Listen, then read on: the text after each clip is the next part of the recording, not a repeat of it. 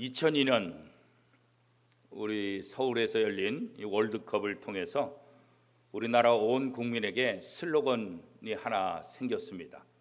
그 슬로건을 기억하십니까? 꿈은 이루어진다라는 슬로건이죠. 그 당시 거제도에 있는 그 조선소에 제가 방문을 하게 됐었는데 그 회사에 가 보니까 정문에다가 이걸 크게 멋지게 만들었더라고요. 꿈은 이루어진다. 여러 가지로 힘들고 어려운 그 시대에 월드컵 4강을 이루어짐을 통해서 우리 국민들에게 이게 있을 수 없는 일, 불가능했던 일, 그런데 그 꿈 꾸니까 꿈이 이루어진다. 그래서 그 축구로 인해서 온 국민에게 소망을 주었던 것을 우리가 기억합니다. 엊그제도 대한민국이 16강을 진출하는 것은 확률이 9%. 대한민국이 16강에 올라가는 9%다. 그런데 그 9%를 깨고 16강에 진출했어요. 그래서 다시 국민들이 다시 꿈을 이루자. 꿈은 이루어지는데 다시 또 한번 이루자. 또 그런 생각들을 또 방송이나 언론을 통해서 많이 이야기하고 있는 것 같아요.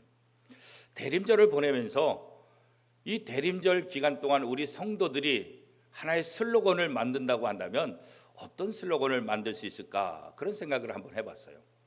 이 대림절에 우리 성도들, 우리 교회에 맞는 슬로건 어떤 게 있을까요?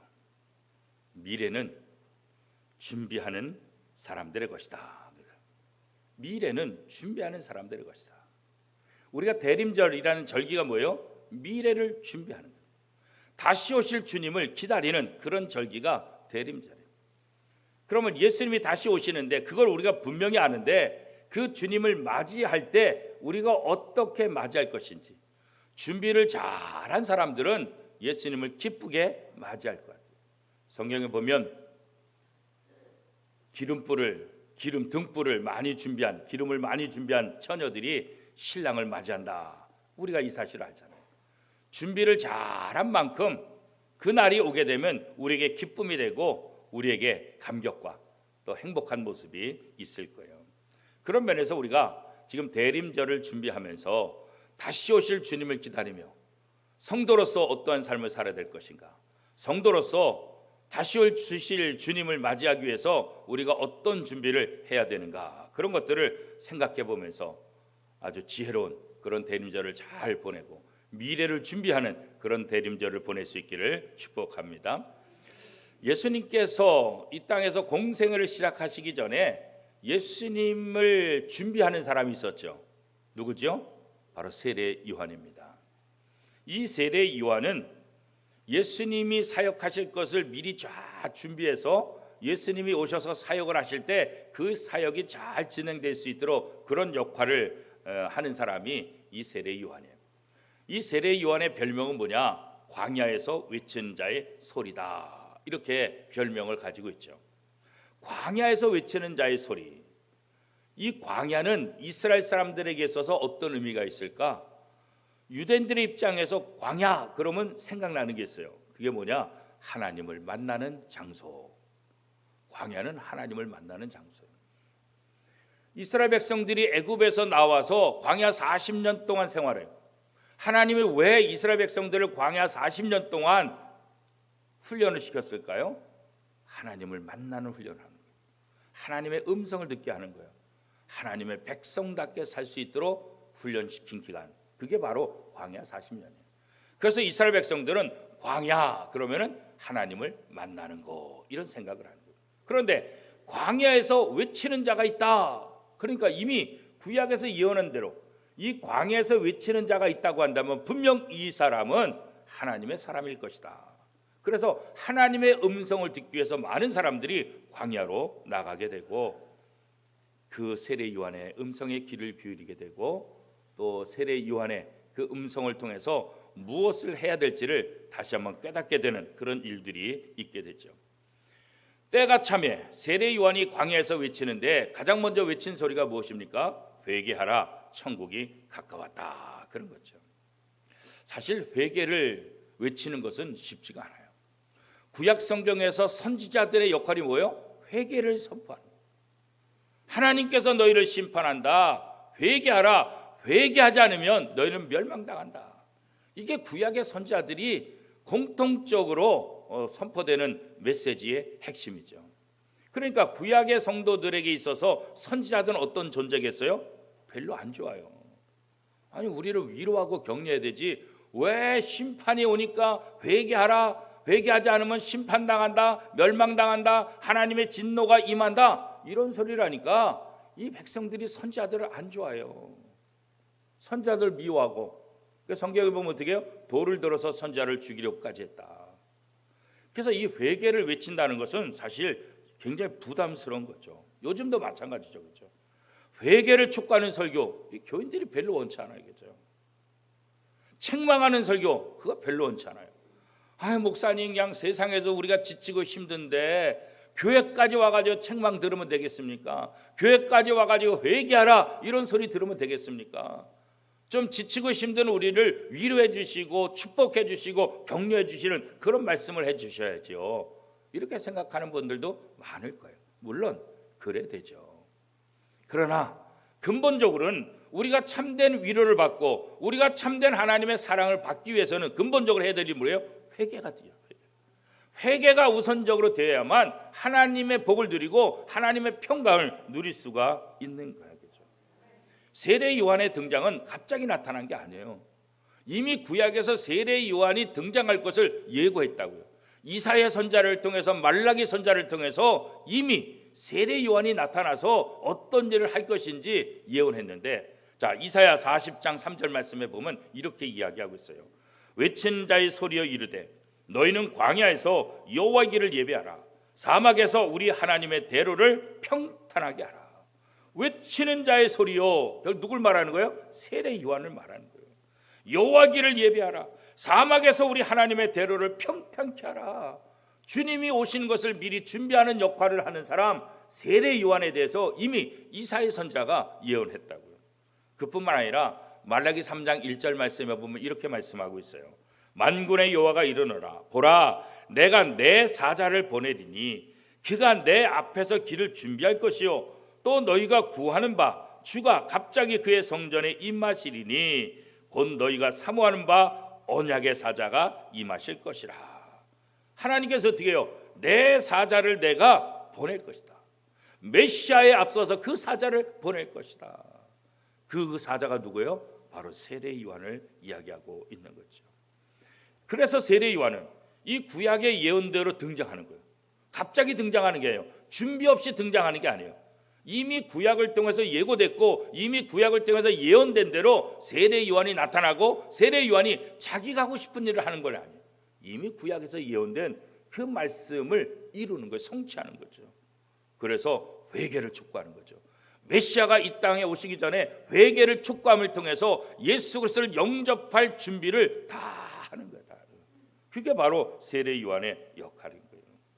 예수님이 사역을 시작할 즈음에 새로운 징조가 나타날 것, 그것이 바로 세례 요한이 나타나서 유대 광야로부터 회개하라, 천국이 가까웠다, 이 말씀을 선포하는 것으로 시작되는 것을 볼 수가 있죠. 구약 시대도 마찬가지지만 이 세례 요한이 회개하라, 천국이 가까웠다, 이 말들은 사실 유대인들의 종곡을 찌르는 말들이에요. 왜 그럴까요? 유대인들은 선민 사상, 하나님으로부터 선택받았다, 이 기쁨이 있어요. 그런데 그 기쁨만 있지 어떻게 해요? 회개에 합당한 열매를 맺지 못하는 거예요. 오늘 우리도 마찬가지예요. 예수 그리스도의 십자가 은혜로 구원받은 그 감격, 그 은혜는 기뻐하는데 그 예수 그리스도의 말씀대로 변화된 삶을 내가 살고 있느냐? 그렇지 못한 게 훨씬 더 많잖아요. 그러니까 사실 찔리는 거죠. 특별히 유대 지도자들, 바리새인들, 서기관들은 더 마음에 찔리게 되는 거죠. 하나님의 백성다운 책임이 없고요, 하나님의 백성다운 모습을 보여주지 못하는 거죠. 오히려 온갖 악을 다 저지르고 있기 때문에. 그래서 누가복음 3장 7절 8절 말씀에 보면 이렇게 얘기하고 있어요. 요한이 세례 받으러 나오는 무리에게 이르되 독사의 자식들아, 누가 너에게 일러 장차올 진노를 피하라 하더냐. 그러므로 회개에 합당한 열매를 맺고 속으로 아브라함이 우리 조상이라 말하지 말라. 내가 너에게 이르노니 하나님이 능히 이 돌들로도 아브라함의 자손이 되게 하시리라. 왜 회개해야 되느냐? 하나님의 나라가 가까웠어요. 회개하라, 천국이 가까웠다. 하나님의 나라가 가까우고 하나님의 심판이 가까우기 때문에 회개해야 된다. 회개하지 않으면 하나님의 심판을 받게 될 것이다. 그런 거죠. 그런데 이 서기관과 바리새인들은 이 말을 도대체 이해할 수가 없죠. 내가 아브라함의 자손인데 선택받은 백성인데 왜 우리가 무엇 때문에 회개해야 되냐? 우리가 아브라함의 후손이기 때문에 하나님이 우리를 지켜주실 것이다. 이런 확신만 갖고 있는 거죠. 삶에는 아무런 변화가 없어요. 그래서 이런 자들이 세례 요한 앞에 나올 때 세례 요한이 그들을 향해서 뭐라고 얘기를 하는 거예요? 이 독사의 자식들아. 하나님의 말씀을 받지 않고 변화되지 않고 그저 축복만 받으려고 하는 이 독사의 자식들아, 이렇게 얘기하는 거죠. 마태복음 3장 6절 오늘 본문에도 이야기하고 있죠. 독사의 자식들아, 누가 너희를 가르쳐 임박한 진노를 피하라 하느냐. 세례 요한이 광야에서 외치고 세례를 주니까 수많은 사람들이 몰려가요. 그리고 세례를 받아요. 그리고 회개에 합당한 열매를 얻기 위해서 놀라운 변화들이 일어나는 거예요. 그런 사람들이 광야로 몰리니까 이 서기관과 바리새인들 입장에서 긴장하는 거잖아요. 아니, 우리가 지도자인데, 우리가 말씀을 가르치는 자인데 우리에게 나오는 것이 아니라 광야로 가니까, 저 세례 요한한테 가니까, 그러니까 서기관과 바리새인들 입장에서 야, 저 뭐하냐, 한번 가보자. 그래서 세례 요한한테 가는 거예요. 사실 이들이 세례 받기 위해서 가고자 하는 건 아니에요. 어떤지 상황을 점검하고 그러기 때문에 그렇죠. 그들을 향해서 독사의 자식들아, 이렇게 이제 외치게 되는 거죠. 그리고 마태복음 3장 8절에 보면 회개에 합당한 열매를 맺으라. 너희가 여기에 오는 것도 중요하지만 회개에 합당한 열매를 맺지 않으면 아무 소용이 없다. 그렇게 말하죠. 그러면서 마태복음 3장 11절에 이렇게 말합니다. 나는 너희로 회개하기 위하여 물로 세례를 베풀거니와 내 뒤에 오시는 이는 나보다 능력이 많으시니 나는 그의 신을 들기도 감당하지 못하겠노라. 그는 성령과 불로 너희에게 세례를 베푸실 것이요. 세례 요한은 자기의 역할이 무엇인지를 분명히 알고 있어요. 자신은 물로 세례를 베푸는 자지만 내가 준비하는, 내가 다시 오실 그분을 준비하는데 다시 오실 그 메시아, 그죠?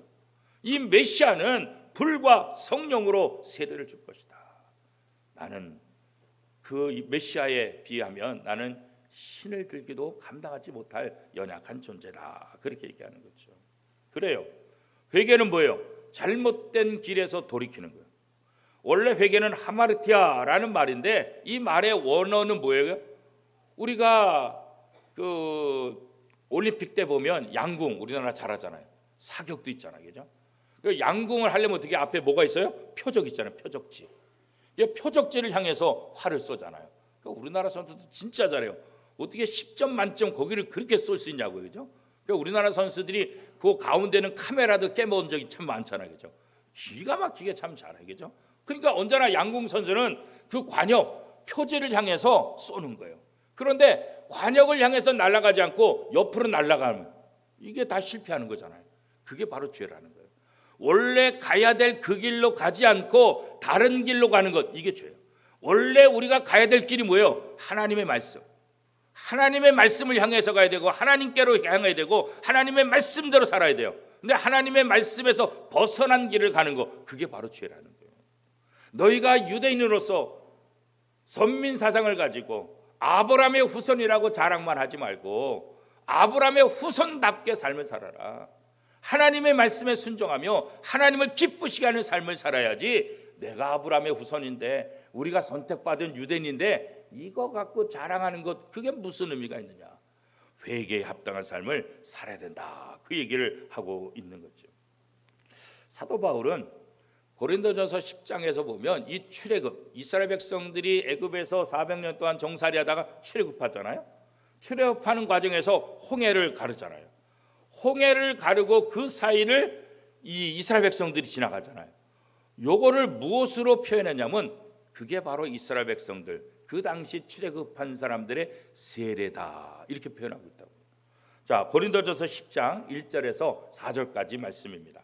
형제들아, 나는 너희가 알지 못하기를 원하지 아니하였노니 우리 조상들이 다 구름 아래 있고 바다 가운데로 지나며 모세에게 속하여 다 구름과 바다에서 세례를 받고 다 같은 신령한 음식을 먹으며 다 같은 신령한 음료를 마셨으니 이는 그들을 따르는 신령한 반석으로부터 마셨음에 그 반석은 곧 그리스도시니라. 그래서 사도 바울이 이 출애굽하는 과정을 세례에 비유하고 있다는 거예요. 왜 세례에 비유했을까요? 지금까지 400년 동안 애굽에서 살던 이 사람들, 애굽의 문화에 젖었던 이 사람들이 홍해를 지나가면서, 그죠? 그 바닷길을 지나가면서 물 가운데를 지나가면서 모든 죄를 다 과거를 잊어버리고, 그리고 광야에서 새로운 하나님의 백성으로 거듭나기를 원하는 그런 마음으로 인해서 홍해길을 걸어가는 것이 바로 이들이 하나님 앞에 세례를 받은 것과 같다 이렇게 이제 표현하고 있는 거예요. 그러니까 다시 말하면 뭐예요? 옛 것을 잊어버리고 구습, 애굽에서 잘못된 생활들, 애굽에서 잘못된 풍습들, 문화들, 이것을 과감히 다 벗어버리고 이제는 광야를 통해서 하나님의 백성답게 살아가야 된다는 것을 이야기하고 있는 거죠.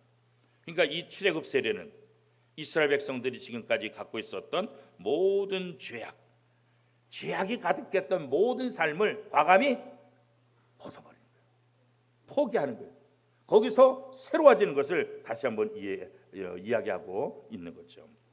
세례 요한은 회개하라, 하나님의 나라 갖고 왔다 이렇게 말씀하면서 뭘 강조하고 있죠? 회개했다고 한다면 회개에 합당한 열매를 맺어야 된다 이야기라. 나 회개했어, 이것을 끝나면 안 된다는 거예요. 회개했다고 한다면 거기에 맞는 행동의 변화가 있어야지. 세례 받았다고 하면서 하나님의 자녀라고 말하면서 구원받았다고 말하면서 아무런 삶의 변화가 나타나지 않는다고 한다면 그게 무슨 의미가 있느냐 그런 거죠. 그래서 회개에 합당한 열매를 맺지 않는 사람들은 다 어떻게 된다고요? 나무마다 찍혀 불에 던져진다. 열매를 맺지 않는 나무마다 도끼로 찍어서 불에 던져버린 것처럼 회개에 합당한 열매를 맺지 않는 사람들은 하나님의 심판 앞에 던져지게 될 것이다. 그런 면에서 특별히 바리새인과 서기관들을 향해서 더 강하게 얘기한 거예요. 그들을 향해서 회개에 합당한 열매를 맺으라. 회개에 합당한 열매를 무엇을 말할까요? 행위를 말한 거죠. 행위의 변화가 있어야 된다는 거죠. 그래서 야고보 사도도 보면 야고보서 2장 26절에 영혼 없는 몸이 죽은 것 같이 행함이 없는 믿음은 죽은 것이니라 그렇게 말하고 있잖아요. 그렇죠? 행함이 따르지 않는 믿음, 그건 죽은 믿음이다. 그런데 바리새인들, 서기관들, 사두개인들, 그죠? 바리새인들, 사두개인들, 이들은 누구보다도 하나님의 말씀을 가르치는 사람들이에요. 하나님의 말씀에 대해서 전문가들이에요. 그런데 실제로 이들의 삶 속에서는 회개에 합당한 열매가 없었다는 거죠. 왜 그럴까요? 외식하는 삶, 이중적인 삶을 살았기 때문에 그런 거예요. 자, 그럼 오늘 우리의 삶은 어떨까요? 교회에서는 목사로, 장로로, 집사로, 권사로, 성도로 살아가고 있는데 우리의 직장과 세상에서 우리가 정말 예수 그리스도의 제자답게 하나님의 자녀다운 그런 모습을 우리가 보이고 살고 있는가? 세상 사람들에게 회개에 합당한 사람으로서 아름다운 열매를 보여주는 삶을 살고 있는가? 이거 다시 한번 생각해 봐야 되지 않겠어요? 지나간 내 삶이 아름다운 열매를 맺는 삶이었는가? 아니면 열매 없는 나무로서 도끼에 찍혀서 불에 던져지는 그런 삶을 살았는가? 그렇잖아요. 오늘 우리가 살아가는 이 세상은 굉장히 화려하잖아요. 그렇죠? 밤에 나가보세요. 얼마나 화려해요. 조명이 얼마나 화려하고 우리 눈을 즐기는 것들이 얼마나 많아요. 화려하고 멋지고 예쁘고 하여튼 뭐 대단해.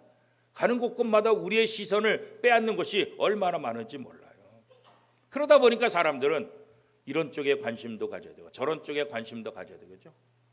그러니까 신앙에 집중하지 못하는, 특별히 지난 3년 동안 우리는 코로나19로 인해서 신앙에 집중하지 못한 그런 아쉬움을 갖고 있잖아요. 그렇죠?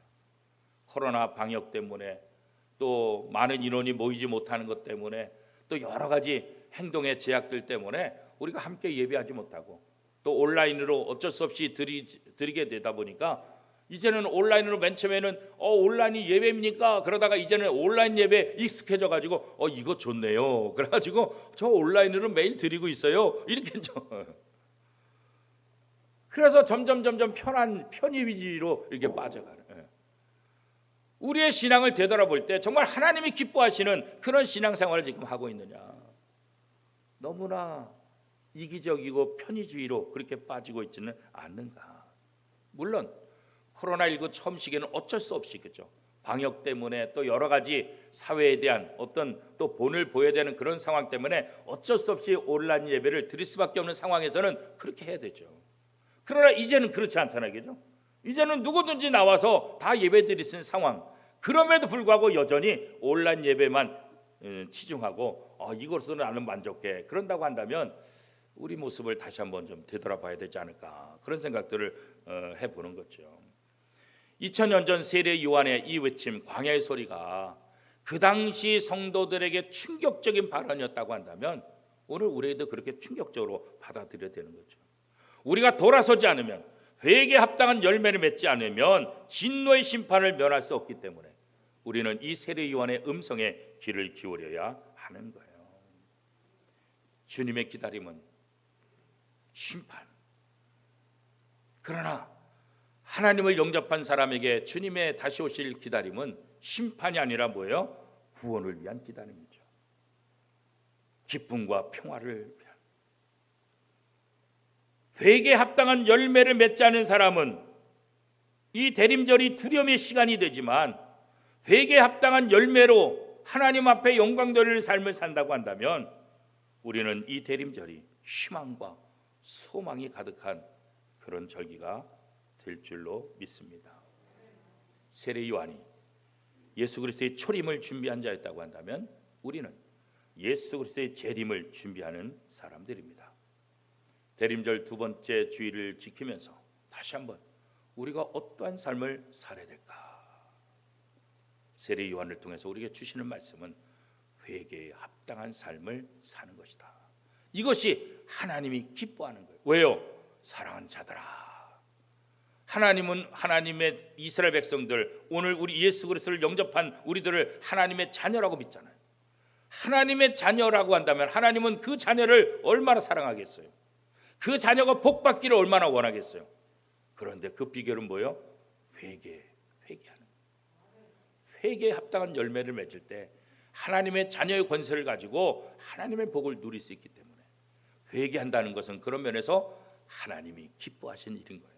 이 대림절 기간에 다시 한번 우리의 모습을 되돌아보고 회개할 것이 있다고 하면 회개하고 하나님 보시기에 아름다운 삶을 살아가는, 그래서 다시 오실 주님을 준비하는 복된 대림절 기간을 맞이하는 저와 여러분의 삶이 될 수 있기를 축복합니다.